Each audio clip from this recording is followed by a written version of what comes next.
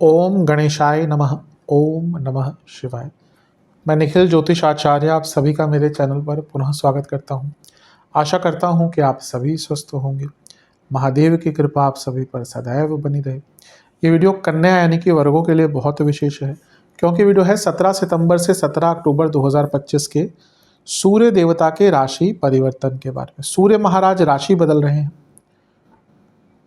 और वो आपके लग्न भाव में आकर विराजमान हो जाएंगे। ये कब होगा? 17 सितंबर को, और 17 अक्टूबर तक वो आपके लग्न भाव में ही रहेंगे। सूर्य बहुत विशेष ग्रह हैं। अगर हम ज्योतिष की परिधि के बाहर भी जाएं तो हम सबको पता ही है कि हमारा अस्तित्व कहीं ना कहीं सूर्य के कारण है। सोलर सिस्टम जिसका हम पार्ट हैं वो सूर्य के कारण है। और जब हम ज्योतिष की परिधि में वापस आ जाएं तो सूर्य प्रकाश, प्रताप, ऊर्जा, वैद्य, विद्या, मंदिर, शिवालय, पिता, सरकार, बॉस, प्रमोशन, आपका वर्चस्व, आपकी गुडविल, आपका नाम, प्रताप, शौर्य, आपके नाम का डंका कितना बजता है, आपके नाम में प्रभाव कितना है। आपके पास पैसा हो सकता है, लोग शायद सामने से इज्जत करें, पीठ पीछे कुछ भी बोलते हैं, लेकिन सूर्य अगर अच्छा है तो व्यक्ति की इज्जत भी होती है, उससे लोग प्रभावित भी होते हैं और डरते भी हैं। वो सूर्य है, तभी पावर है ना। आज हम सबको पता है कि रियल पावर कहाँ है? पॉलिटिक्स में। आपके पास कितना भी पैसा हो, लेकिन रियल पावर किसके पास है? पॉलिटिशियन के पास। आप कितना भी बड़े एग्जाम दे दो, कितनी बड़ी पोस्ट पे पहुंच जाओ, लेकिन पावर किसके पास होती है? पॉलिटिशियन के पास। पॉलिटिक्स में पावर है, तो वो कारक कौन है उसके? सूर्य है। तो इसलिए सूर्य का जो गोचर है बहुत महत्वपूर्ण होता है और एक निरंतरता के कारक भी हैं, क्योंकि सूर्य एक मात्र ग्रह है जो अगर आपको 17 सितंबर 2025 को कन्या में आते दिखे थे तो 26 में भी 17 को या 16 को आपके आसपास ही वो आएंगे, क्योंकि निरंतरता से 1 डिग्री ही चलते हैं। वो लीप ईयर का कभी कभी थोड़ा सा फर्क पड़ जाता है। तो इसलिए सूर्य का गोचर हर महीने के मध्य भाग में होता है और प्रभाव काफ़ी होता है। आपके 12वें घर के स्वामी तो हैं ही, लेकिन इस बार जब उनका गोचर हो रहा है तो वो आपके लग्न में जब बैठे हैं तो कन्या के स्वामी यानी कि आपके लग्नेश के साथ ही बैठे हैं, जो आपके दशमेश भी हैं। यहाँ पे वो उच्च के हैं, राजयोग बना रहे हैं। कौन सा? भद्र नाम का नहीं, राजयोग तो लग्न और केंद्र के स्वामी होने के नाते पंच महापुरुष योग बना रहे हैं भद्र नाम का। तो ये लग्नेश बुद्ध को सूर्य की ऊर्जा भी प्राप्त होगी, लेकिन इसके साथ ही एक और यहाँ पे बदलाव है जो थोड़ा कठिन हो सकता है। वो है सूर्य और शनि, पिता और पुत्र का समसप्तक योग। साल में एक बार साथ में बैठते हैं और साल में एक बार आमने सामने होते हैं। जैसे मैंने कहा ना, सूर्य निरंतरता है, तो अब पता है कि अगले साल वो 15 मार्च या 16 मार्च के आसपास मीन में आएंगे, तो अगले साल मार्च में उनका मिलन होगा। अभी उनका समसप्तक योग है। पिता पुत्र हैं, संबंध बिल्कुल भी अच्छे नहीं हैं, इसलिए जब उनका समसप्तक योग बनता है तो थोड़ी चीज़ें बदलती हैं। कुछ अच्छा होता है, कुछ बुरा होता है, दोनों की विवेचना करेंगे। यदि आपकी लग्न राशि या चंद्र राशि कन्या है, दोनों ही गाइडेंस के लिए राशिफल को देख सकते हैं। जहाँ से ज़्यादा सूट और लेट करता है वहाँ से देखिए। व्यक्तिगत तौर पर मेरा मानना है लग्न से देखेंगे तो अच्छा है।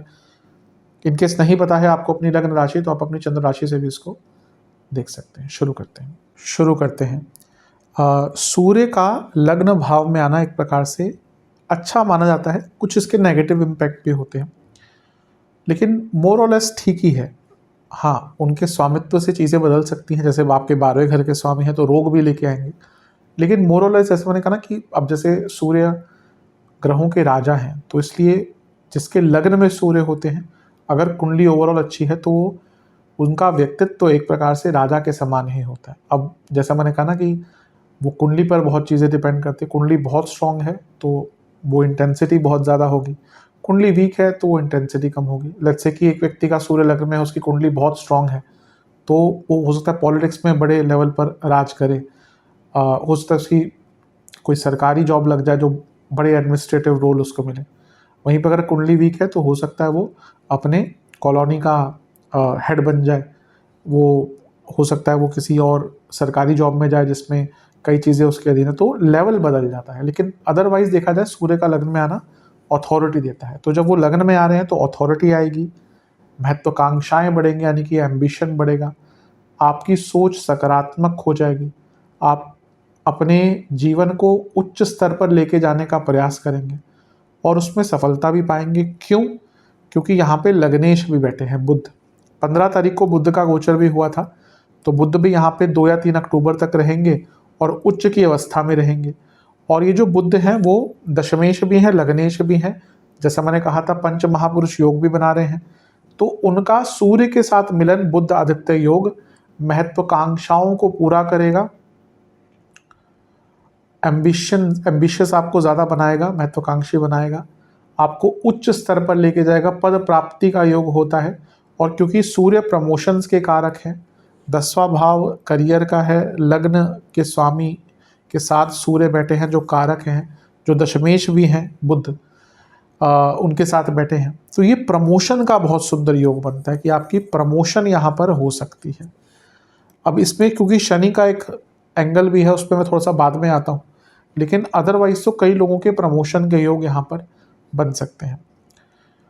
सूर्य सरकारी कार्य है, तो अगर आपकी सरकारी जॉब नहीं लग रही, यानी कि आप ढूंढना चाहते हैं या कोई एग्ज़ाम है, क्योंकि वो कर्मेश के साथ बैठे हैं बुध जो लग्नेश में है, और बहुत अच्छा राजयोग और पंच महापुरुष योग भद्र नाम का बनाकर बैठे हैं, तो जॉब, सरकारी जॉब लगने के योग, सरकारी एग्ज़ाम क्लियर करने के योग, सरकार से लाभ, जो ऑलरेडी सरकारी जॉब करते हैं उनको प्रमोशन या बहुत अच्छा कुछ धन का लाभ मिल सकता है। बुध सूर्य साथ में है, बुध उच्च के हैं, तो कोई सरकारी काम अदरवाइज आपका अटक रहा था उसको भी पूर्ण करने का बहुत अच्छा योग है। कोई ऐसे, जैसे कई होता है कि कोई अब खैर आज की डेट में तो कई चीज़ें बहुत अच्छी हो गई, अगर हम देखें तो कई गवर्नमेंट के जो पोर्टल्स हैं ऑनलाइन आ चुके हैं, ठीक है, अभी भी बहुत आवश्यकता है सुधार की मेरे हिसाब से, लेकिन हम अगर कंपेयर करें पहले के टाइम पे तो कई चीज़ें बहुत सुधर रही हैं। तो आपका कोई सरकारी कार्य अगर अटक रहा था तो उसको पूर्ण करने का बहुत अच्छा ये योग है। सूर्य क्योंकि 12वें घर के स्वामी हैं और लग्नेश के साथ लग्न में बैठे हैं जो 10वें घर के स्वामी भी हैं बुध, तो ये पहला तो जॉब चेंज का योग, विदेश में जॉब प्राप्ति का योग, और क्योंकि लग्नेश बुध सूर्य के साथ बैठे हैं जो 12वें घर के स्वामी हैं, तो अगर आप विदेश में सेटलमेंट करना चाहते थे, अब वो ऑब्वियसली आपकी एलिजिबिलिटी अगर होगी तभी होता है ना, तो अगर आप एलिजिबल हैं और आप इस टाइम पे अप्लाई करते हैं अपना पीआर आदि, तो बहुत अच्छा योग है कि आपको पीआर प्राप्त हो जाएगा। क्या लेट्स से, अब वो तो कई चीज़ें इसमें होती हैं, पीआर प्राप्त होना तो फिर कभी कभी होता है कि टाइमिंग बहुत ज़्यादा होता है। अब जैसे यूएसए है, उनका वेटिंग टाइम भी बहुत है, सालों सालों में जाती हैं बातें, लेकिन एटलीस्ट ये कह सकते हैं कि हाँ, पीआर का एप्लीकेशन करने का बहुत अच्छा टाइम है। 10वें घर के स्वामी है बुध और वो सूर्य के साथ बैठे हैं, यानी कि कार्य क्षेत्र में आपका वर्चस्व भी बढ़ेगा और जीवन में भी आपका वर्चस्व बढ़ेगा। और ये जो सूर्य है ये 12वें घर के स्वामी हैं, तो अपने ऊपर खर्चा कर पाएंगे, अपने इच्छाओं पर खर्चा कर पाएंगे, जो कि अच्छी चीज़ है। लेकिन हाँ, 12वें घर के स्वामी का लग्न में आना, ओवरऑल थोड़े एक्सपेंसेस ज़्यादा होना शुरू हो जाते हैं, तो अपने एक्सपेंसेस पर थोड़ा कंट्रोल कीजिएगा। 12वें घर के स्वामी का लग्न में आना दो चीज़ें इंडिकेट करता है। ऑन द ब्राइटर नोट, क्योंकि ये इलाज का भाव है और बुध लग्नेश है और लग्न के स्वामी के साथ बैठे हैं, बुध लग्नेश है और 12वें घर के स्वामी के साथ सूर्य के साथ बैठे हैं, तो अगर आपका कोई इलाज नहीं पूरा हो पा रहा था तो ये वो टाइम है कि डॉक्टर बदलकर, इलाज बदलकर कुछ पूर्णता आ सकती है। लेकिन क्योंकि ये एक रोग का भाव भी है, तो सडनली कुछ लोगों को हेल्थ इश्यूज भी आ सकते हैं, उसकी हम चर्चा करेंगे कि क्या क्या। एक चीज़ अवश्य होती है कि जिसका सूर्य लग्न में होता है वो बहुत शीघ्र क्रोधी हो जाता है, यानी कि अब ऐसा नहीं कि वो मेंटेन करता है वो गुस्सा, कई ग्रह का अलग अलग प्रभाव होता है। अब शनि वाला व्यक्ति है, उसको शायद गुस्सा एक बार एकदम ना आए, लेकिन जब उसको गुस्सा आएगा तो वो बहुत लॉन्ग टर्म तक रहता है और कभी कभी तो रिश्ते भी तोड़ देता है। सूर्य जिसके लग्न में है, शास्त्र ने क्या लिखा है, शीघ्र क्रोधी, एकदम क्रोध आएगा। हाँ, वो है कि उसको समझ आएगा चलो ठीक है, कुछ मे बी डेलिबरेटली कुछ नहीं हुआ, तो वो कूल डाउन भी हो जाएगा। तो यहाँ पे ना आपका क्रोध बहुत बढ़ेगा, तो अपने क्रोध पर थोड़ा सा नियंत्रण रखिएगा। करियर के लिए तो बहुत अच्छा है, लेकिन क्योंकि सूर्य, जैसे मैंने इंट्रो में कहा था, सूर्य प्रकाश है, तो उनका प्रकाश सप्तम भाव पर जाएगा जो बिजनेस का भाव है, और वो बहुत अच्छे ग्रह के साथ बैठे हैं जो सप्तम से सप्तम के स्वामी लेकिन लग्न के स्वामी भी हैं। तो बिजनेस में भी नाम वर्चस्व बढ़ेगा। अगर आप अपने बिजनेस में मार्केटिंग पे ध्यान देते हैं ना, तो ये एक महीना बहुत लाभकारी रहेगा। करियर में तो जैसे मैंने कहा कई लोगों के प्रमोशन के योग हैं। अब यहाँ पे आते हैं शनिदेव पिक्चर में, क्योंकि सप्तम भाव प्रमोशंस के लिए बहुत इंपॉर्टेंट होता है, तो यहाँ पे वो वक्री अवस्था में बैठे हुए हैं। तो प्रॉब्लम ये हो सकती है कि प्रमोशन तो हो जाएगी, लेकिन मे बी मनचाही प्रमोशन ना हो। आप सोच के बैठे थे कि भैया मुझे मिलेगा 25% इंक्रीमेंट या 20% इंक्रीमेंट, या लेट्स से जितना भी, मुझे पता नहीं कितना होता है, लेकिन आपको इंक्रीमेंट थोड़ा सा कम मिलेगा जितना आपकी चेष्टा है, और पोस्ट वाइज भी थोड़ा सा मतलब कि मन चाहे चीज़ नहीं मिलेगी। वो एक थोड़ा सा खलल है। ज़्यादा नेगेटिव उन लोगों के लिए है जिनकी कुंडली में बहुत बुरी दशा अंतशा चल रही, क्योंकि बुध 10वें घर के स्वामी है जो क्या है आपका करियर का भाव, और वो 12वें घर के स्वामी के साथ है जो ब्रेक दिखाता है सूर्य, और उन पर एक वक्री ग्रह की अवस्था की दृष्टि है जो 10वें से अष्टम के स्वामी है। ये जॉब चेंज करने का योग बनता है, लेकिन जिनका बहुत बुरा समय चल रहा है, कुछ लोगों के लिए सडनली यहाँ पर जॉब जा भी सकती है, बहुत कम लोगों के लिए होगा। अब यहाँ पे कुछ बहुत अति बुद्धिमान लोग कमेंट्स करते हैं, मैं ज़्यादा रिप्लाई नहीं करता क्योंकि फिर मैं समझ जाता हूँ कि उन्होंने कुछ देखा नहीं, क्योंकि राशिफल एक सामान्य आधार पर दिया जाता है। इसलिए मैंने कहा ना कि बहुत कम लोगों के साथ जिनकी दशा अंतर्दशा प्रतंत्रदशा खराब चल रही होगी और कुंडली भी बहुत वीक है, उन्हीं की जॉब जाएगी। अदरवाइज तो प्रमोशन के कारक हैं और आगे चीज़ें बढ़ सकती है। पर हाँ, क्योंकि मेरे पास किसी की कुंडली नहीं है, अगर बहुत बुरा समय कंपनी में भी हालात पूरे चल रहे हैं तो कुछ लोग के जॉब जा सकते हैं, अदरवाइज तो जॉब चेंज का और प्रमोशन का चांसेस यहाँ पे बहुत अच्छे बन जाते हैं।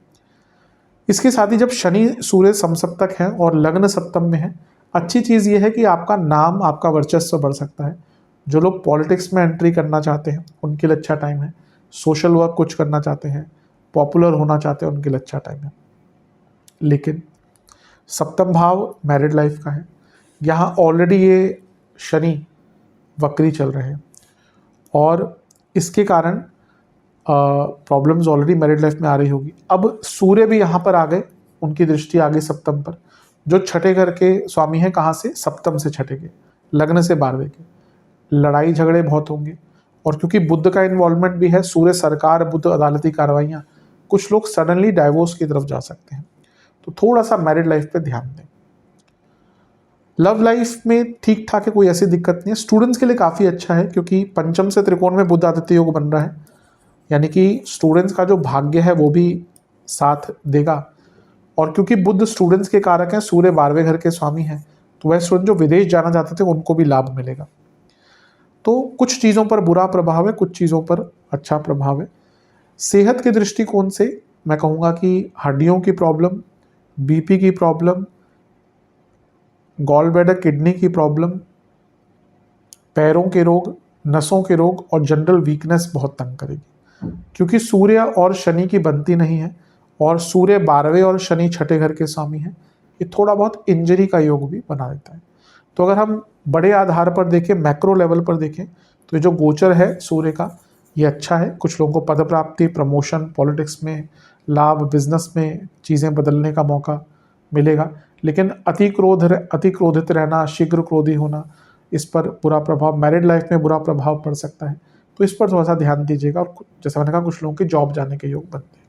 अब उपाय की चर्चा कर लेते हैं, उपाय की बात कर लेते हैं।